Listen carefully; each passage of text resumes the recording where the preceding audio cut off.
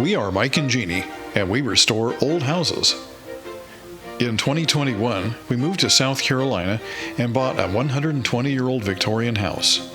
Follow along as we put the polish back on this Victorian masterpiece. Welcome back to 1834 Restoration House. We are coming to you from our freshly plastered upstairs bedroom, and I'm pleased to announce it's done. Yes. No more plaster work to do in this room. So the next thing we're going to do is clean up.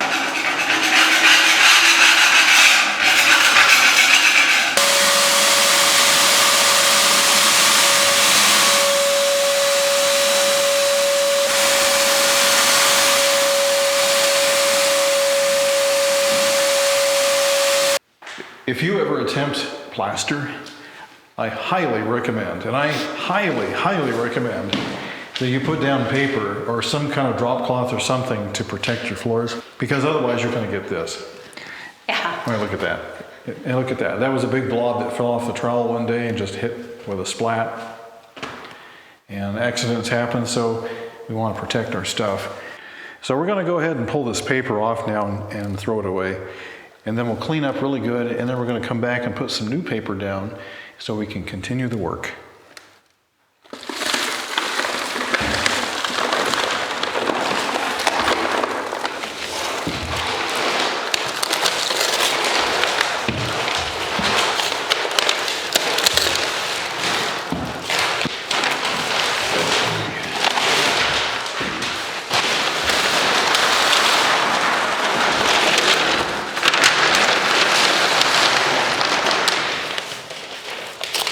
Here's the room with the floor exposed. So we're going to come back at some point and we'll clean this up and detail it, and then we'll put down some new paper on the floor, and then we'll get back to work with trying to finish this room off. But first, we have another project that we're going to start because it doesn't take very long to do this. Follow me. This is the white bedroom over here. It is completely devoid of character. It is 0% character. So what we're going to do is empty this room out, and we're going to give it a paint job and see if we can't bring that character up just a notch. But the first thing we do, as always, is clean up. This bubble wrap here was used to wrap all of those coffee mugs that you guys bought. We do appreciate that. It's the only income we have right now, so thank you.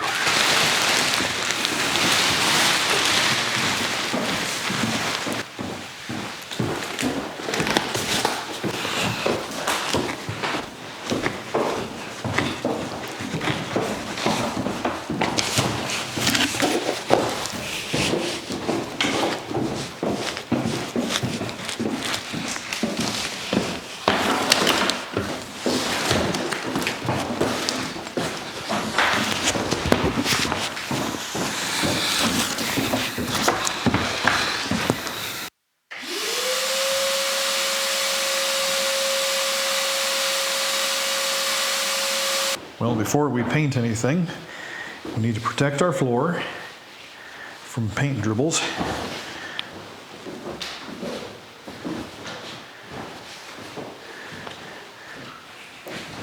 This is like trying to undo a sail.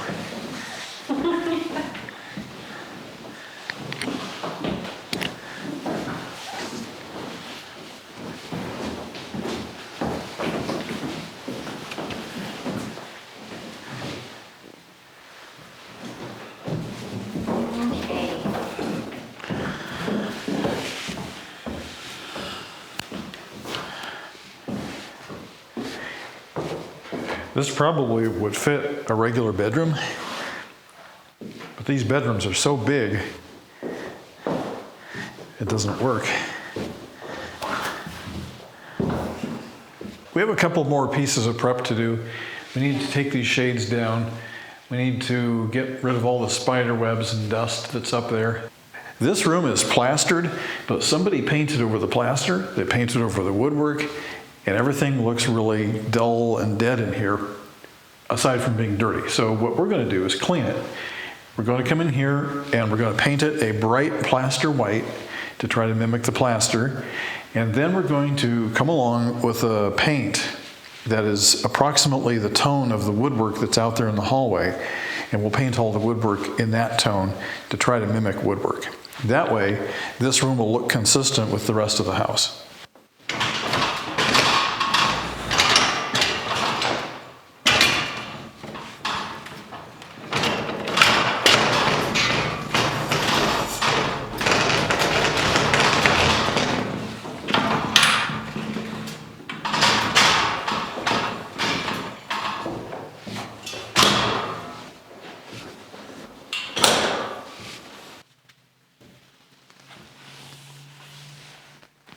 Oh, yuck.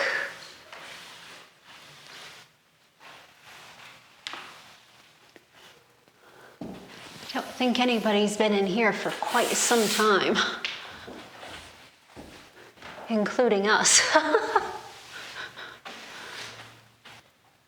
gonna get these shades off of here so we have more light. They don't roll up anyway, and they're really old and yucky.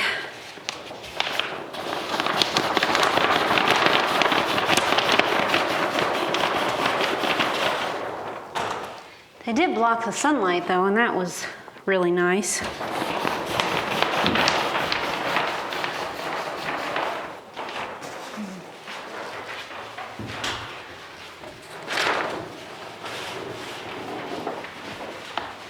Ooh, yeah, very bright.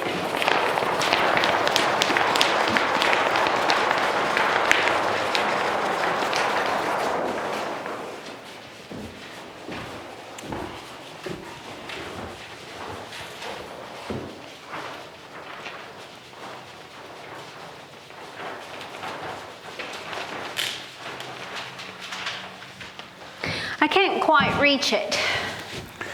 Do you want to go for a ride? Yes, please. Okay.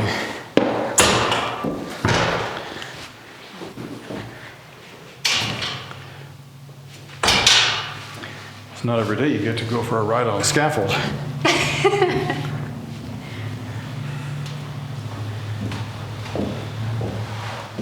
That's good. Right about there? Back a little more. I can't quite reach it. It's that one I need to reach. Okay. That's good. Go ahead and lock them down, please.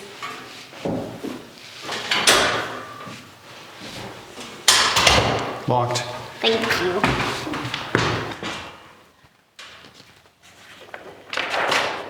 There we go. Oops. And the last one.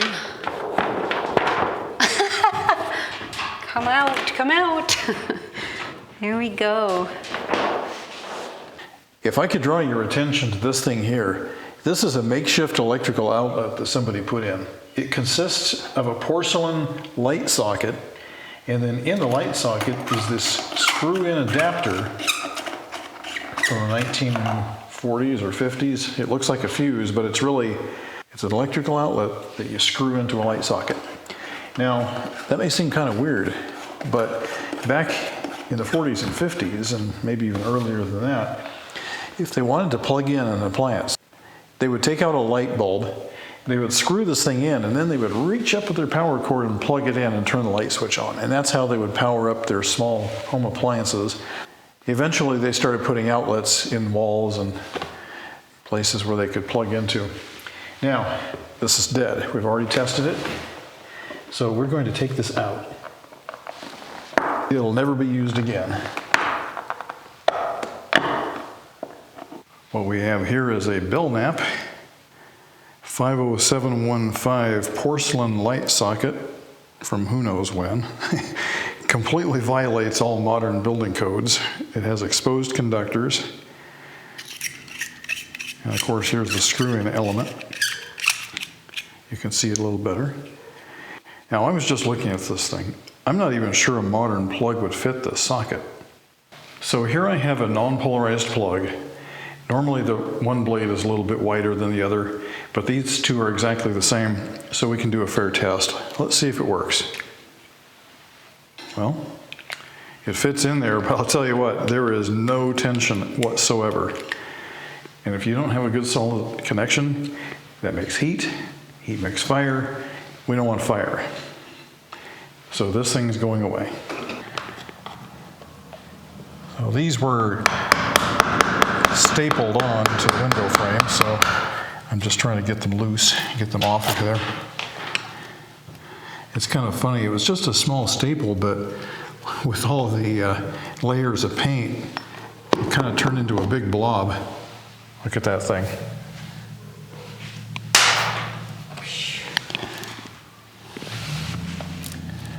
Okay. Wow, that is crusty.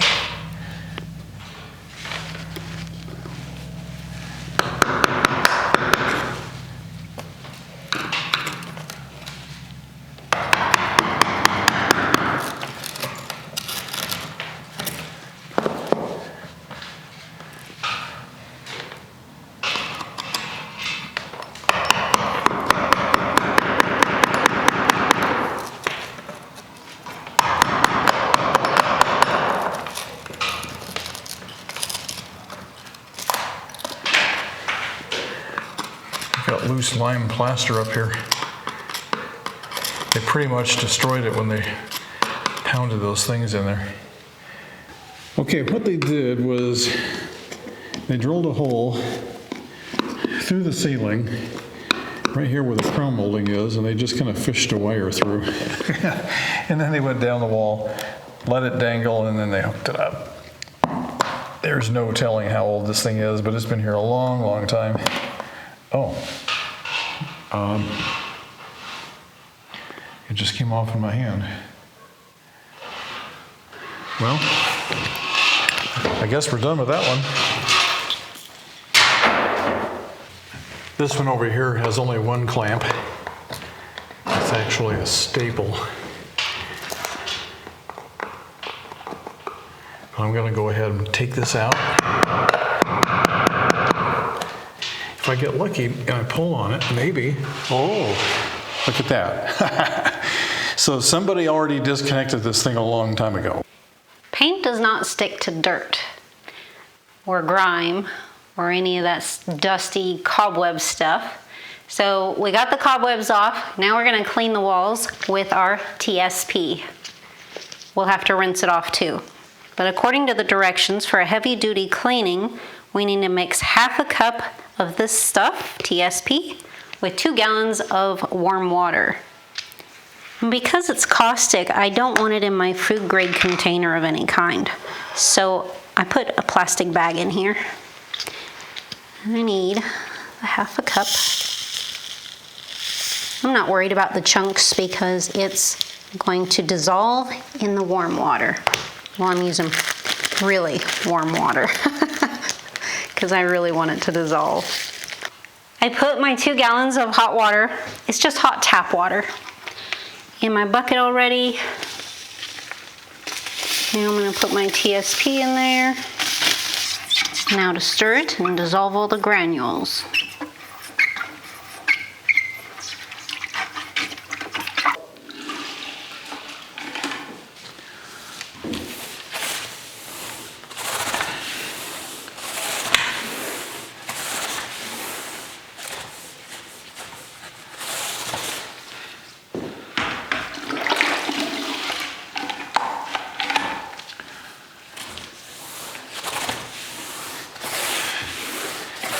You probably can't see this on camera, but the wall is really, really dirty.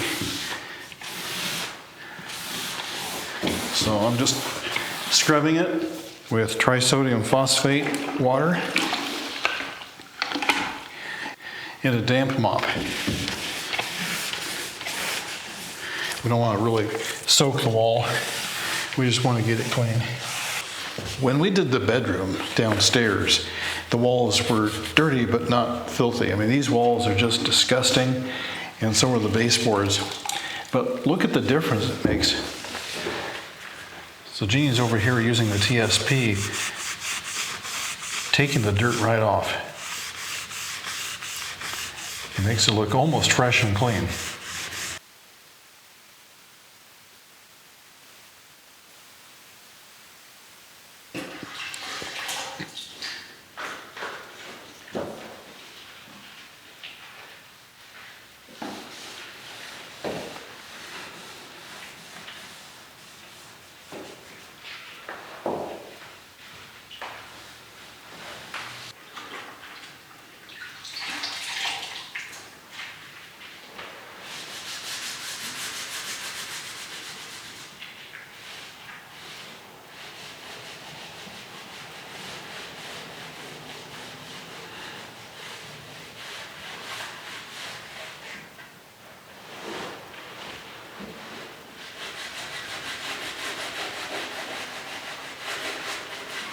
This is the TSP water here.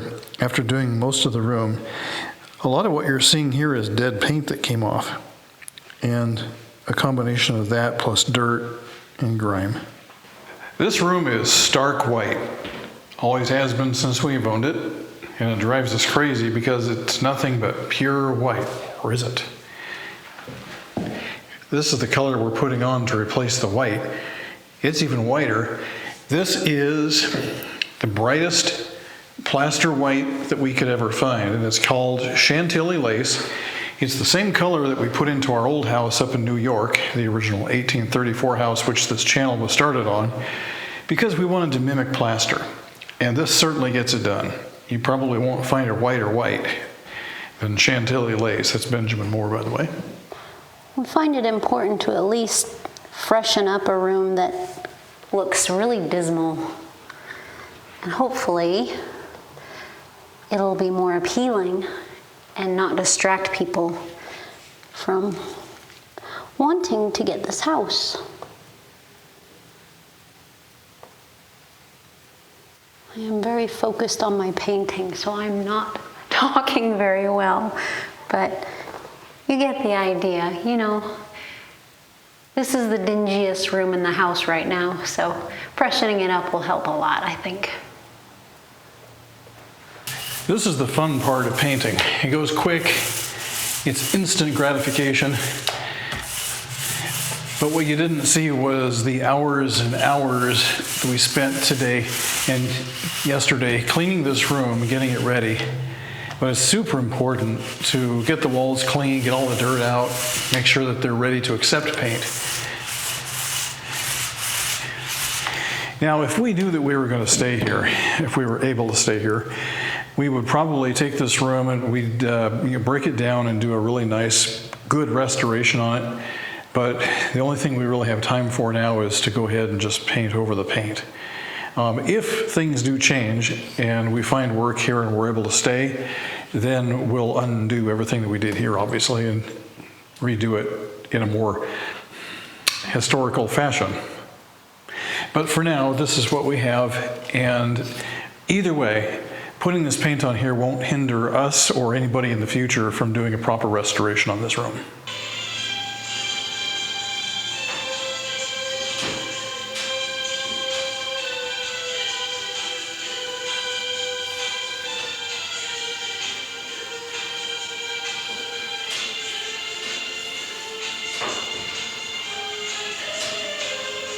We got the first coat on.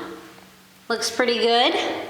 Tomorrow we'll get a second coat on, and we'll see about getting a color to paint the trims.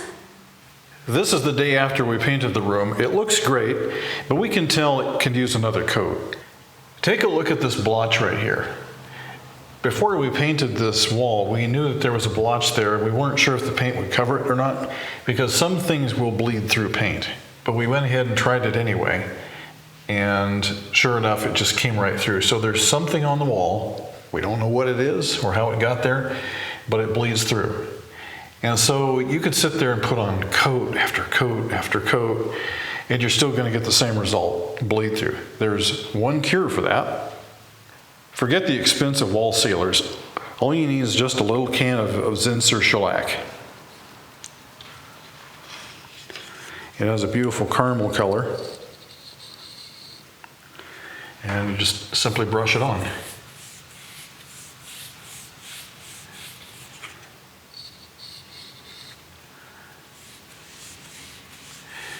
What this does is it makes an impermeable barrier. And whatever it is in the wall can't come through and bleed into your paint. The old-time painters used to put this on wood that had knots because there were tannins in the knots that would bleed through. And so the stuff, oh, that's interesting. There's a little bit of crusty stuff there. What it does is it seals the knots and keeps the tannins from bleeding through.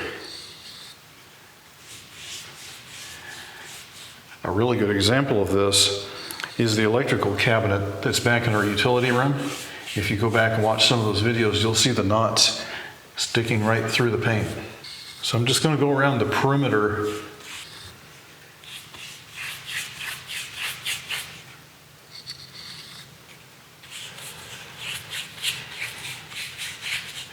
We love shellac. It's such a simple, natural wood finish, and it leaves a beautiful color on wood. All right, I can tell already the shellac is starting to flash off and dry, and that's the other characteristic about this, is it dries quickly. I think we're done here, so I'll go ahead and get off the scaffolding now.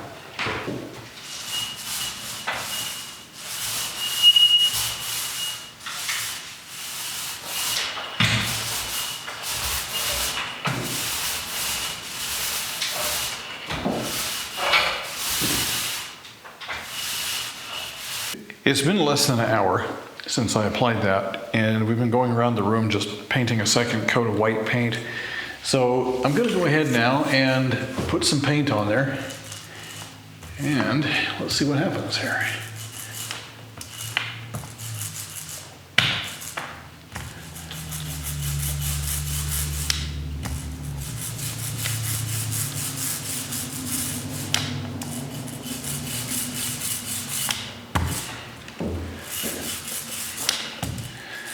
So far, so good. Now, paint will never cover in one coat, especially white paint. So we'll have to go back over this again. Let me just see if I can moisten that up just a little more.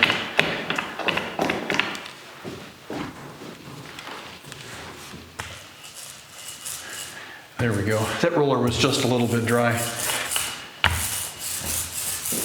That feels much better.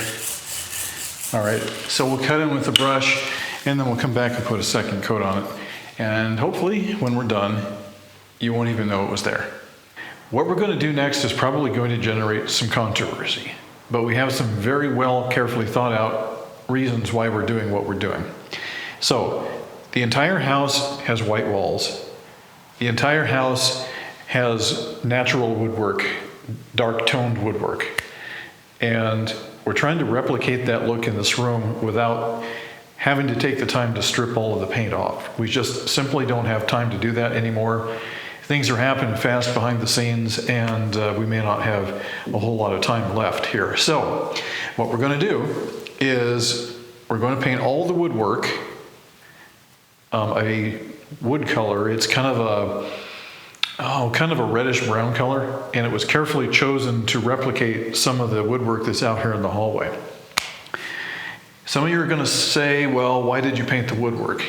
Well, the thing is, the woodwork is already painted, and it's going to look a lot better when it's painted the same color as the trim out here, and we're going to try to match that as closely as we can. But the thing is, this room is an anomaly because it's the only one up here that actually has paint on the woodwork. Do we like painted woodwork? No. We like the natural woodwork, and if we have the time to do it right, we'd strip it off and refinish it and make it perfect, but we just simply don't have enough time left anymore. That's why we're doing it, plain and simple. So here we go.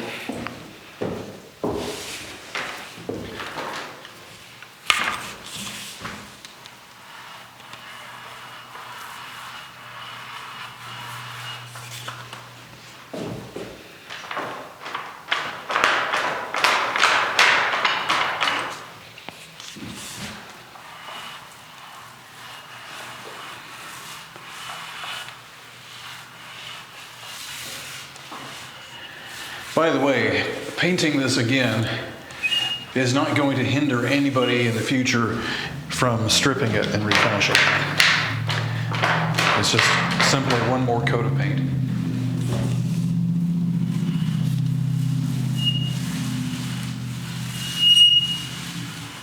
It's got a nice squeal to it.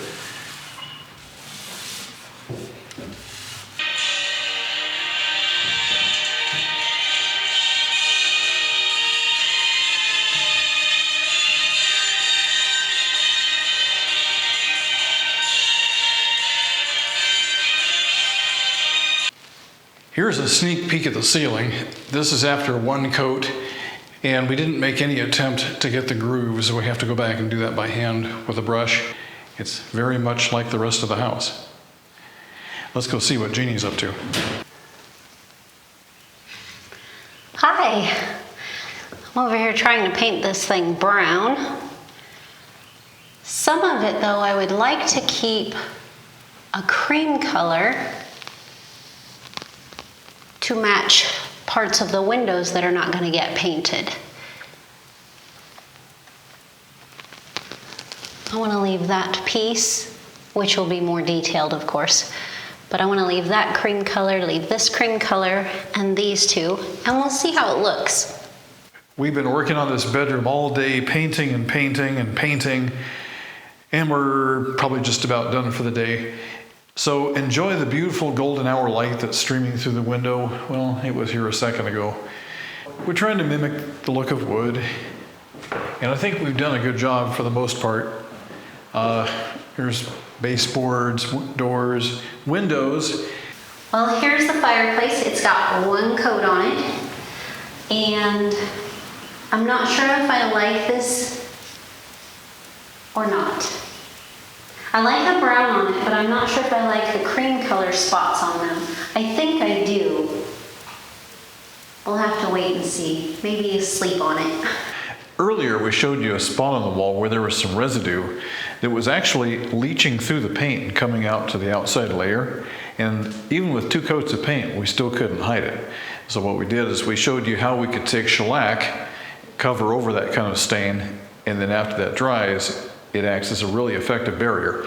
So 2 coats of white paint later, there's no trace of that stain whatsoever. Good morning. Let's take a look at the room. It's finished. Oh, except the door. I still gotta do the door. But the rest of the room is finished.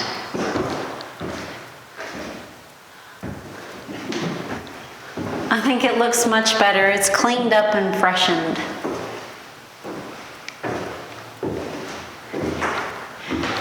Granted, no, it's not ideal because we would love to have the wood all actually showing, but we just don't have that kind of time right now. A proper restoration would take all the paint off, make it look all pretty. But I think it looks great. We got the baseboards done, the trims around the doors, around all the windows.